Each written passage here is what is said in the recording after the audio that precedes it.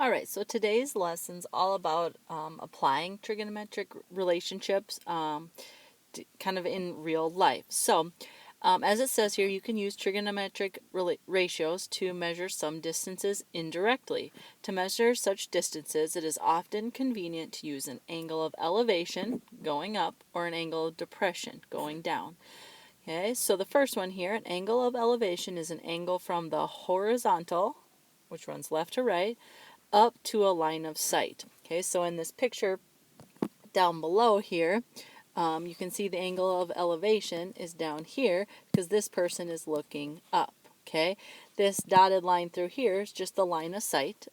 This example shows someone in a hot air balloon looking at someone down standing on the ground. They're kind of looking at each other. Okay, so then the angle of depression is an angle from the horizontal, once again left to right, down to the line of sight. So that's why this up here, this little chunk in here, is the angle of depression, and this little chunk here is the angle of elevation. It's important to know that those are the same. Okay, if you're looking up at someone and they're looking down at you, you wouldn't meet each other if you weren't looking at the same angle or the same degree. Okay, angle of depression, angle of elevation, they're both the same. Okay. So really all it's going to come down to, though, is applying that and using that, much like you've been doing in all of our other lessons. Okay, okay. Let's just imagine we are at Valley Fair. Unfortunately, we don't get to go there together this year, but eventually you guys will get to go there again, hopefully soon. And so you could apply this when you're there, okay? So it says, suppose you are waiting in line for a ride, okay? So you're over here. Here is you. We're waiting in line, okay? Our friend is already at the top of the ride, okay? The friend is up here already on the ride, okay? So the question is, we're trying to figure out how far are you from the base of the ride, okay? Now, you might be asking or saying to me or out loud, how would I know the angle of elevation or angle of depression? If you are interested in this kind of stuff, there is an app that you can actually get on your phone, and then you can use that to find the angle of elevation or the angle of depression. I recommend, just checking it out. Might be able to use it to find some heights of things, around your house or out in in your yard. Figure out heights of trees, how tall your house is, that kind of stuff. Could be kind of fun. Okay, so we have this down here. I'm going to write it just a little bit bigger. Okay, so the angle of elevation and the angle of depression, because they're the same, remember, is 20 degrees. Okay, you did a quick Google search and you found that the power tower at Valley Fair is 150 feet tall. Okay, so now we have an angle and a side. So because we have two pieces of information, we can use that to find the third. Now from this, straight across, remember that's going to be our opposite. So we have opposite, and then this one right here is our adjacent. Okay, anytime you have opposite and adjacent, that's TOA or tangent. Okay, so we're going to set it up. Now anytime you have a degree, it goes with the word. So we have tan 20 is equal to, okay, opposite is on top, so our opposite is 150 over x, okay, because our adjacent goes on the bottom. We're trying to solve for x, okay. Well, right now, we can't say what's happening to the opposite because x is what's happening. So, a couple different ways to do it. I'm going to go ahead and write this as a proportion, and then we're going to go ahead and cross multiply and divide to solve, okay. That is just one option. So that gives us x tan 20 equals 150. Now we can say what's happening to the opposite. Our x is being multiplied by tan 20, so we're going to divide by tan 20. Okay, I have my calculator handy here, so I'm going to type in my calculator, 150 divided by tan 20. Particularly if you're using your cell phone, make sure that it is in radians instead of degree. Degree will give you the wrong answer. It has to be in radians if it gives you that option. So we go ahead and do that, and it has been determined based on this information that you are 412.1 feet away. I am afraid of the power tower, so I certainly wouldn't wait that length of a line out. but I'm sure many of you love that ride and would find it to be worth it.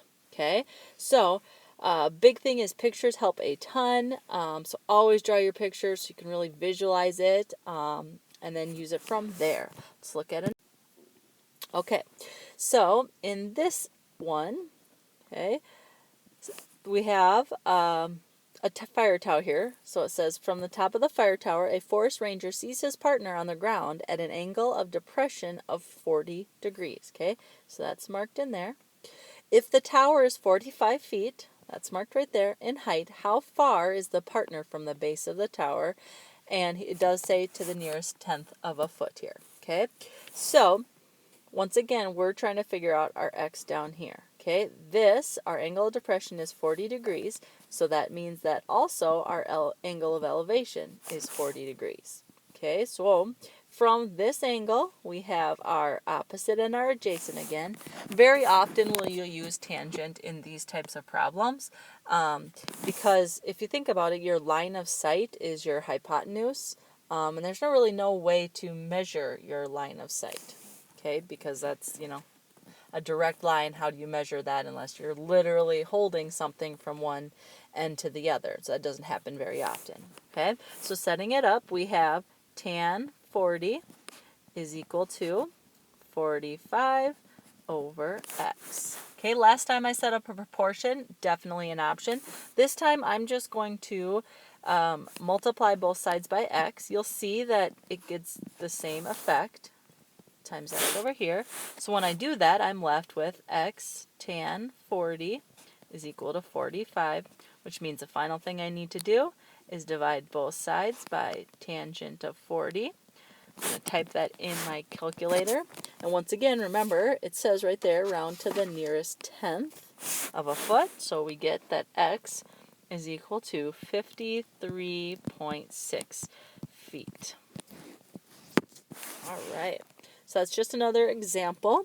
We'll look at two more quick. I'll kind of go through these a little bit quicker since you've already seen a couple now, and then you'll have some time to practice on your own. All right, so this one says, from the hayloft door, Ted sees his dog on the ground. The angle of depression of the dog is 40 degrees. Ted's eye level is 16 feet above the ground. How many feet must the dog walk to reach the open barn door directly below Ted to the nearest foot? Okay, so Ted's eyes are 16 feet above. Okay, it said the angle of depression, which would be out here, which is also down here, is 40 degrees.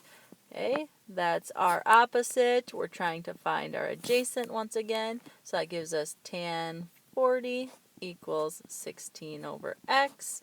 I'm going to go ahead and cross multiply. I do think that's a little bit quicker here. So that gives us x tan 40 is equal to 16. X is being multiplied by tan 40.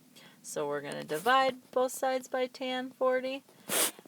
And that gives us that x is equal to, let me type it in my calculator. Now notice this one said to the nearest foot. Okay, always pay attention to that.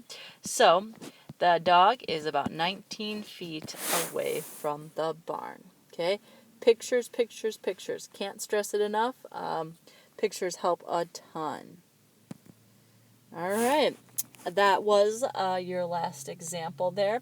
As I mentioned, they end up being pretty similar.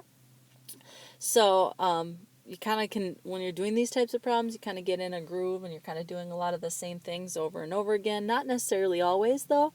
That's where your picture really comes in, really helps a lot, so that you know for sure what you're supposed to be applying and in what order.